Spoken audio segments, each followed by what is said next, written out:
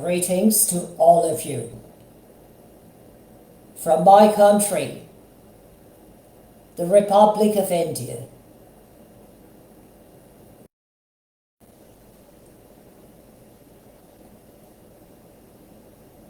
The noun republic becomes decisively important as India is still celebrating her Republic Day,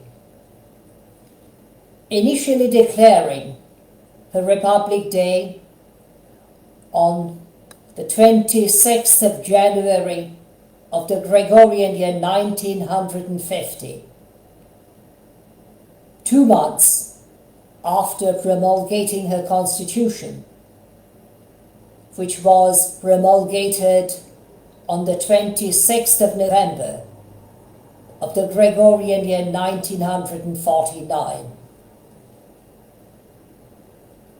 Before I proceed any further, with all due regrets and apologies, I extend my belated greetings to my global citizens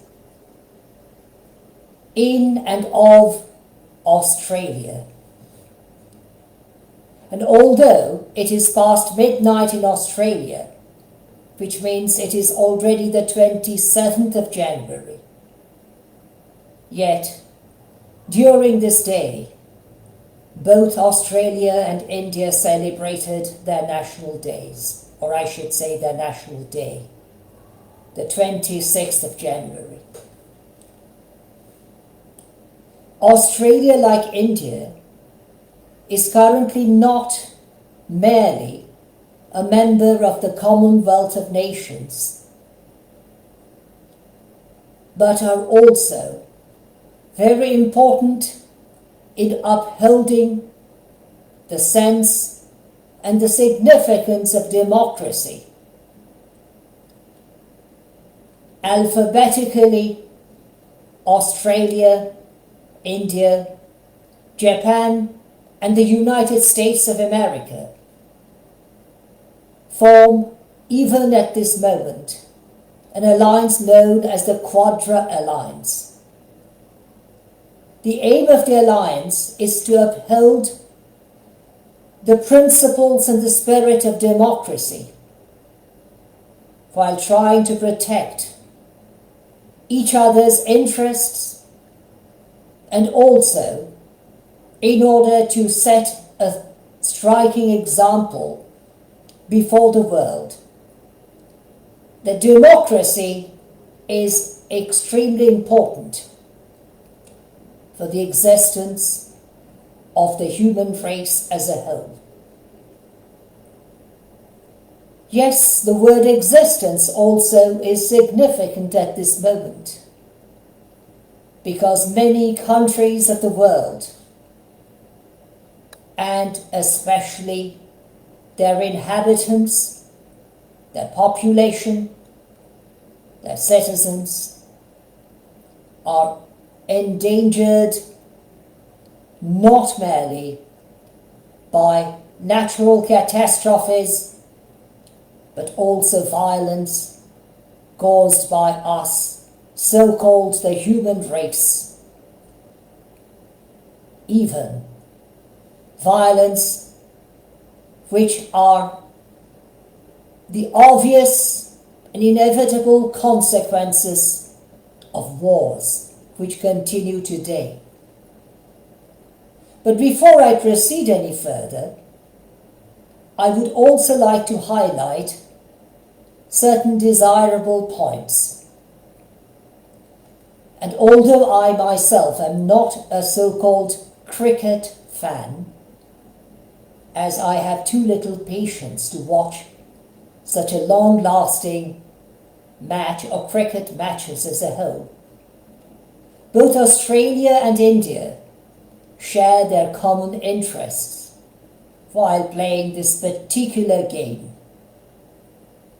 And sometimes people become too emotional, forgetting what is happening elsewhere in the world.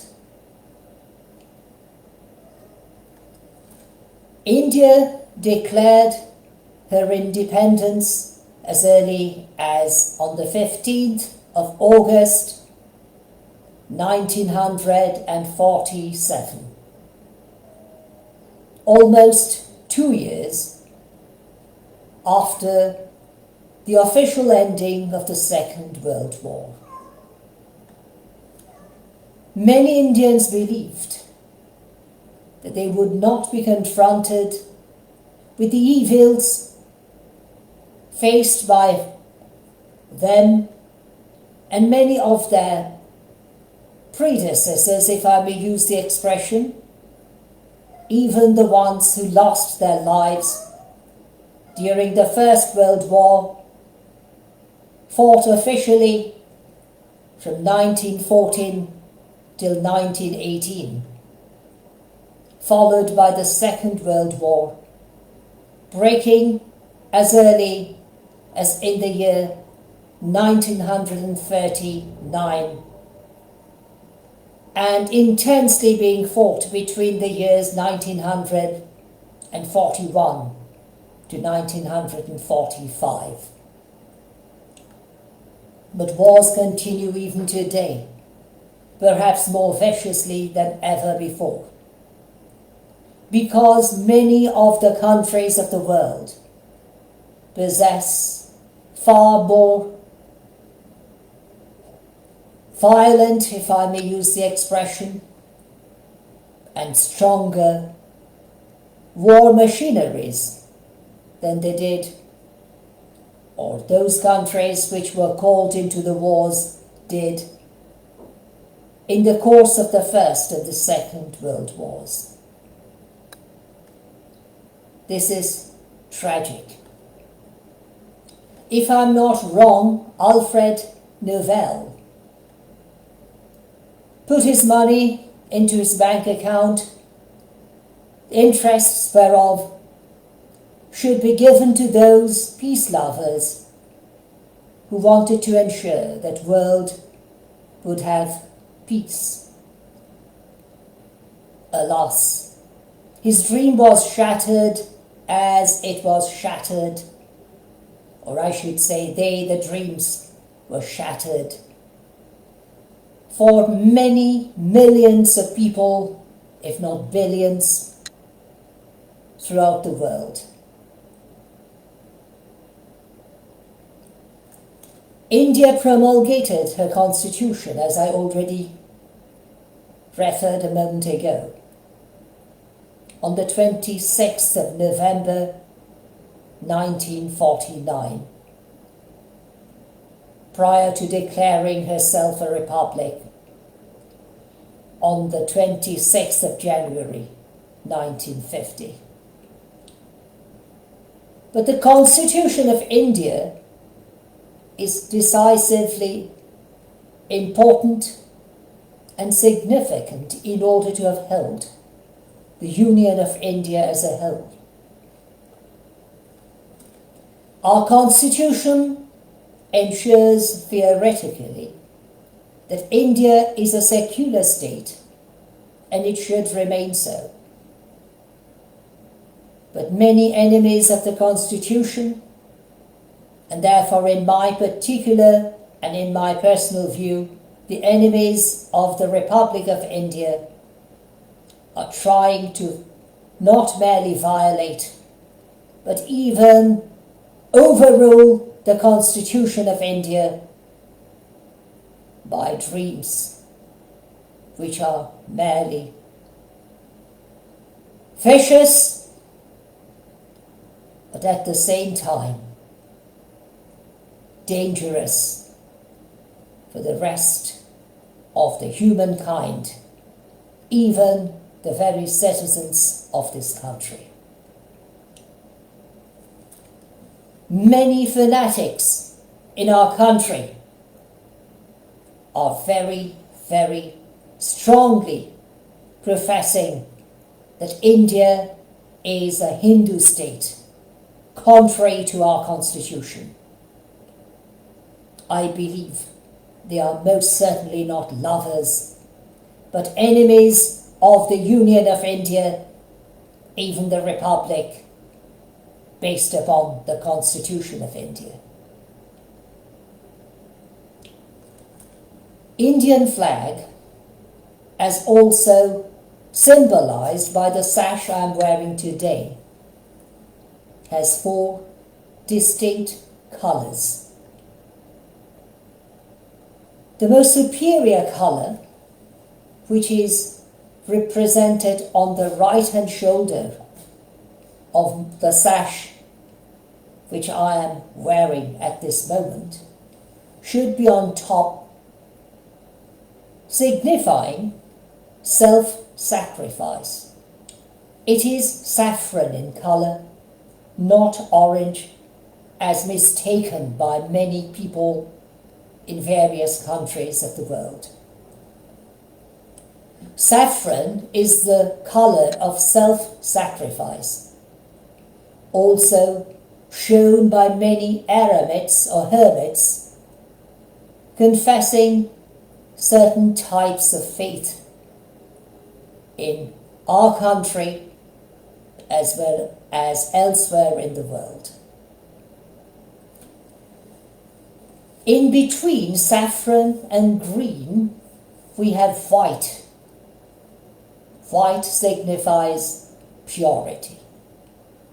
Purity from malice, purity from discrimination, purity from self-indulgence, purity from corruption, which includes bribery, and purity from discrimination, purity from all kinds of vice or evil, however the term may be. At the basic part of our Indian flag, or flags in plural, we have green, which is now worn by me in this manner, as my shoulder cannot be raised higher to show which color should be on top and which should be at the base. Green, unlike in many other cultures, signifies not merely hope in our culture, but also valor or bravery.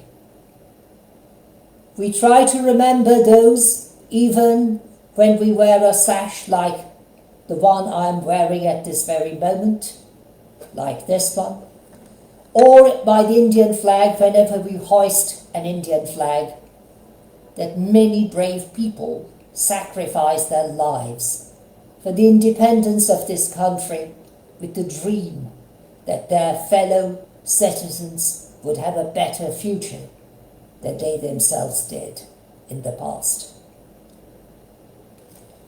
In between the colours on the Indian flag, we have the symbol of a wheel called Ashoka Chakra. Ashoka Chakra is found on a pillar in a place in India called Sarnath.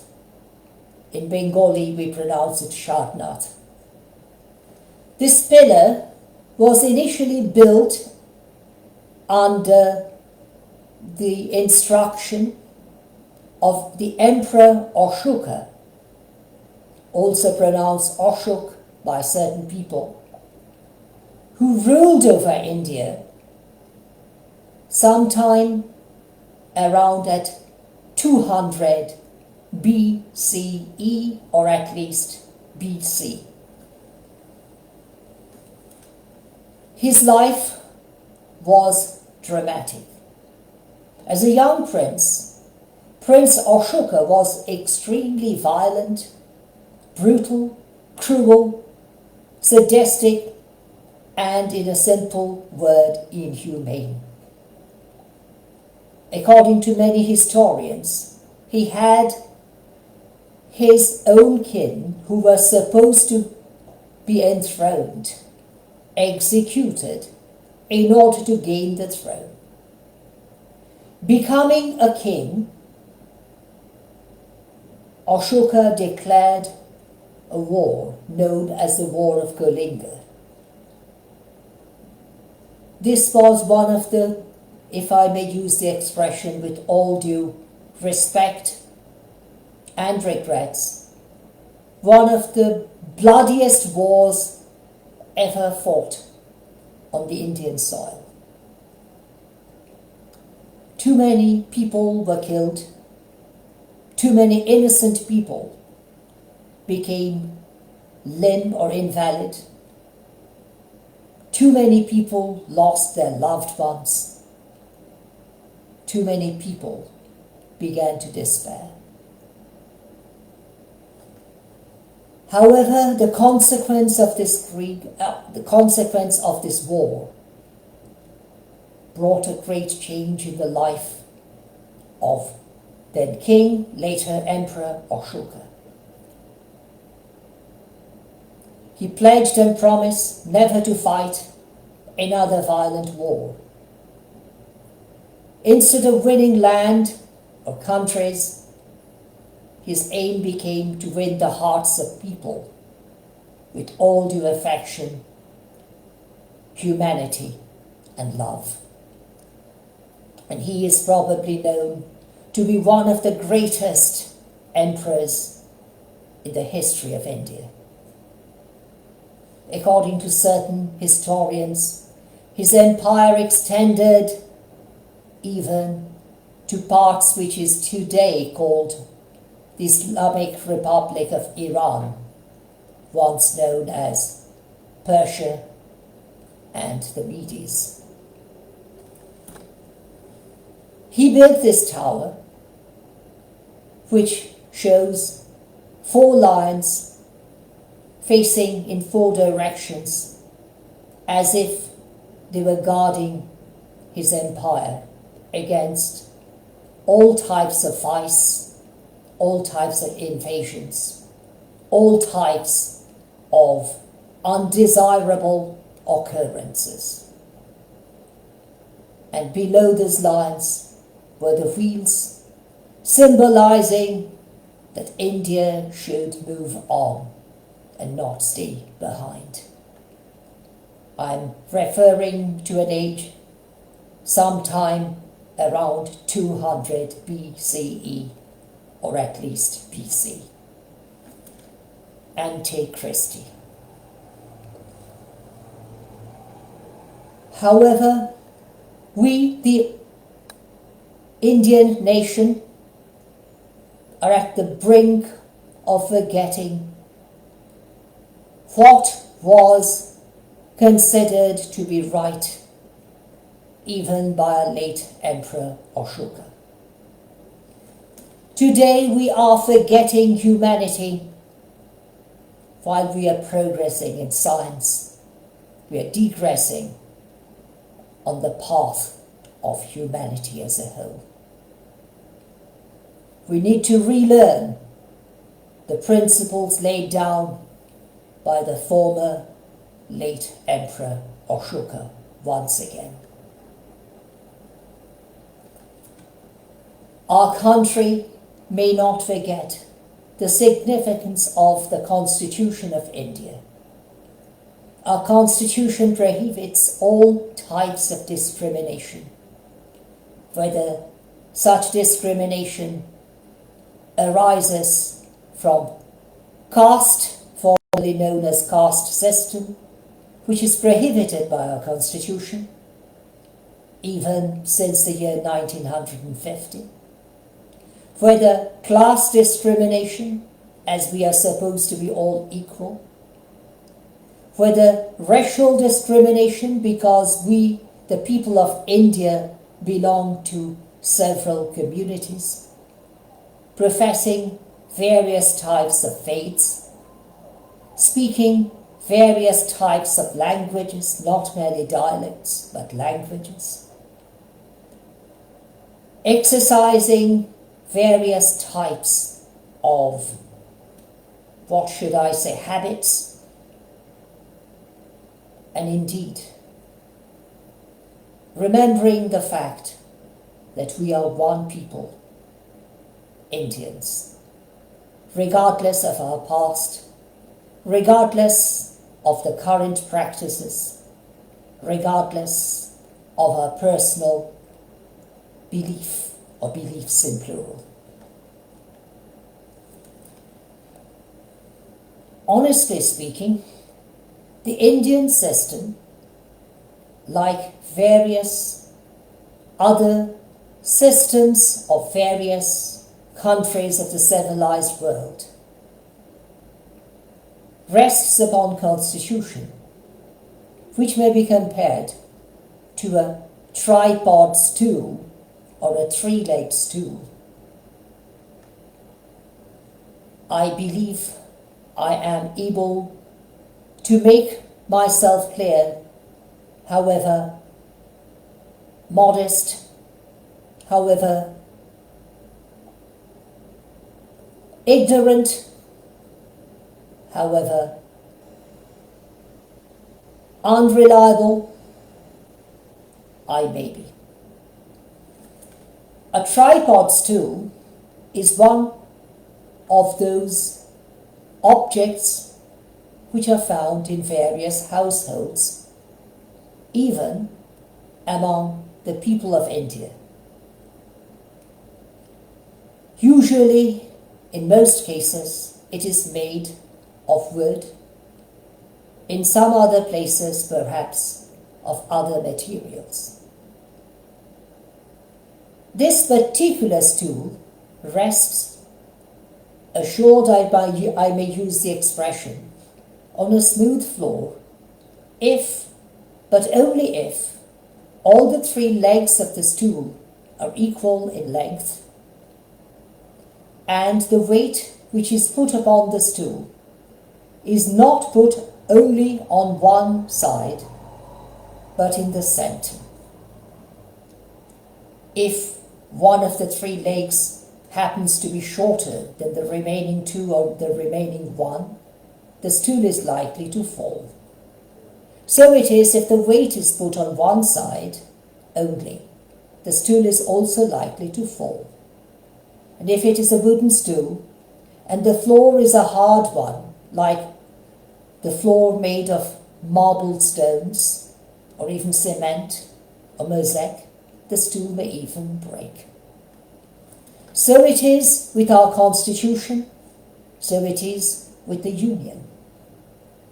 If all the three organs of the constitution are equal in length and have equal powers, they function properly. I'm referring to the organs, namely the legislative bodies, which in India is the Indian Parliament in the Union, and state legislative bodies called Vidhan Sabha in India.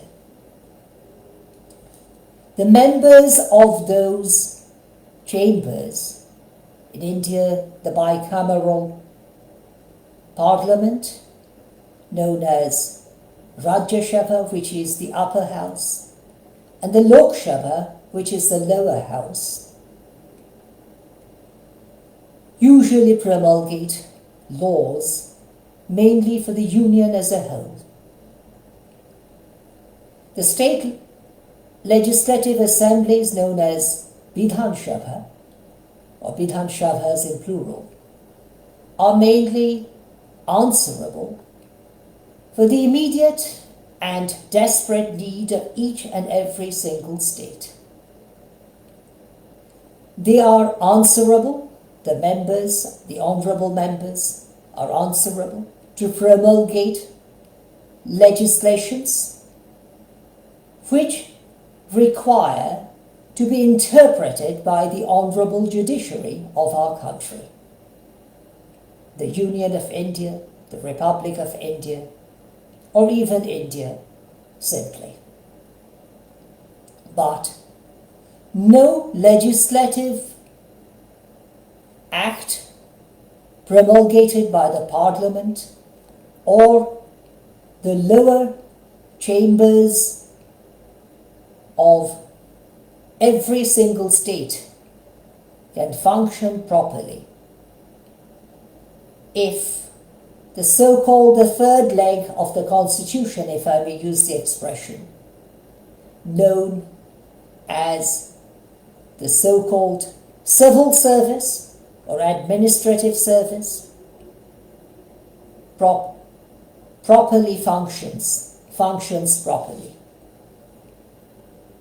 They need to be free of corruption and ought to be free of fear, but also ought to be fully submissive to the legislative organs as well as the honourable judiciary. Alas, in our country, at least the two of the three organs are imperilled by corruption. And unless and until we mend those defects, our country, our state, our union, our republic is and remains at the brink of collapse. India is one of the founding members of the United Nations organization. And being a signatory to the United Nations, India is duty-bound per law to ensure that all the organs of the United Nations organization are well respected, well regarded and honoured, which of course ensues and ensures that judgments or interpretations pronounced or declared by the International Court of Justice sitting in The Hague or in Den Haag must be honoured, respected, and indeed even enforced by the domestic law of the land. However, alas that the International Court of Justice has no power to ensure that the laws pronounced or interpreted by the International Court of Justice be enforced in every or any single member state unless and until the single member state adheres to the very principles laid down by the Charter of the United Nations Organization, also called the UN Charter. Yesterday, according to Indian clock, because it is already the 27th of January here in India, today, according to the clock, or I should say clocks, of the European time, including the Central European time, even the clocks of The Hague, it was today the International Court of Justice declared certain rules and regulations, which was initially based upon a petition filed by the Republic of South Africa. According to the interpretation of the law of the International Court of Justice, or IJC, Israel, or the State of Israel, ought to confine itself befitting the international laws, even the very laws which ensure that innocent individuals be not harmed. However, humble and modest I may be, I'm obliged to raise a very important question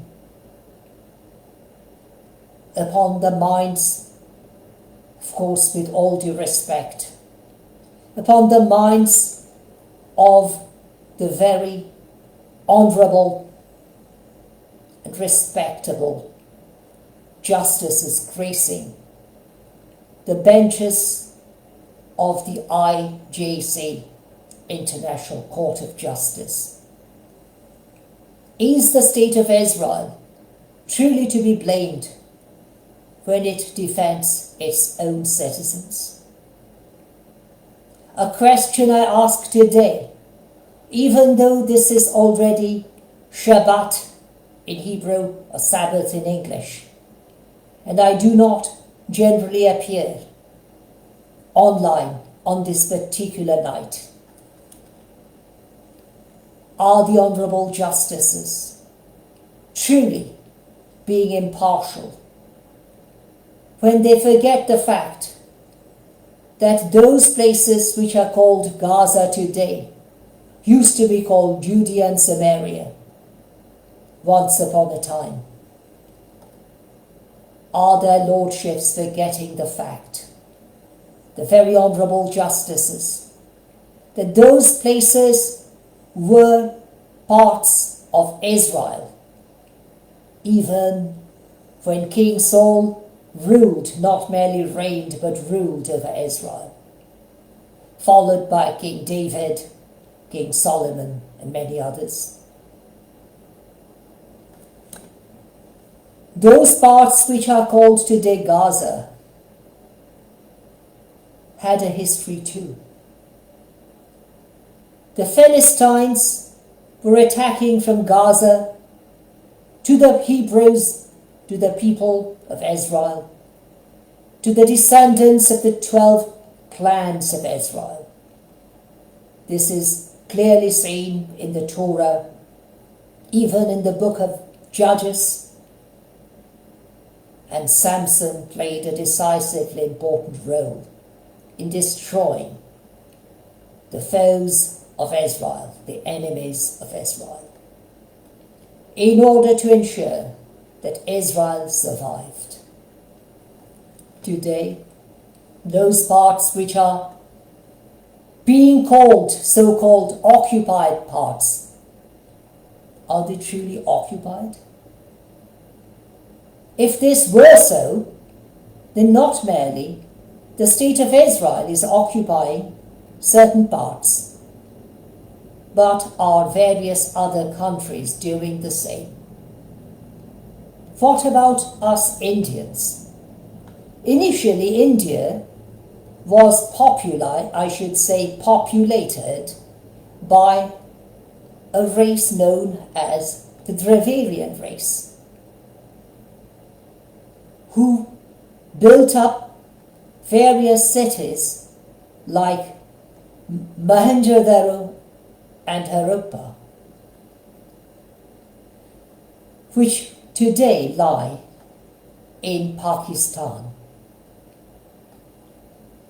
These cities were built sometime between 3000 and 2500 BCE.